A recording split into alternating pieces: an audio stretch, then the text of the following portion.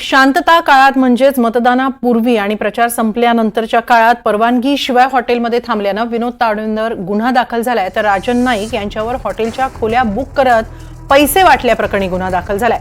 शिवाय पत्रकार परिषद घेतल्याप्रकरणी हितेंद्र ठाकूर आणि क्षितेश ठाकूरांवर देखील गुन्हा दाखल झालाय।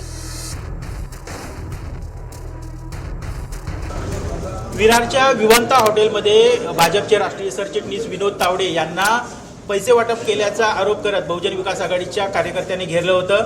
या हॉटेलची पाहणी करण्यासाठी स्वतः पालघरचे निवडणूक निर्णय अधिकारी आणि जिल्हाधिकारी गोविंद बोडके सर आपल्यासोबत आहेत।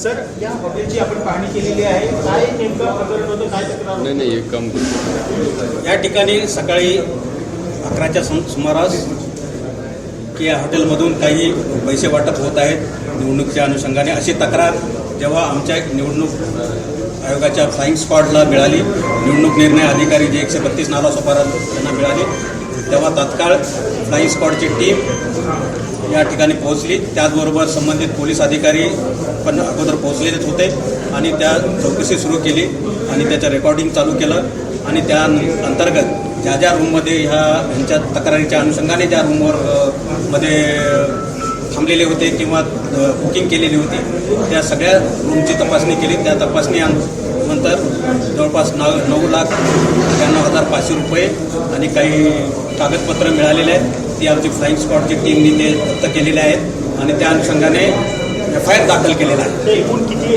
FIR झाल्या? आतापर्यंत 2 FIR झालेले आहेत।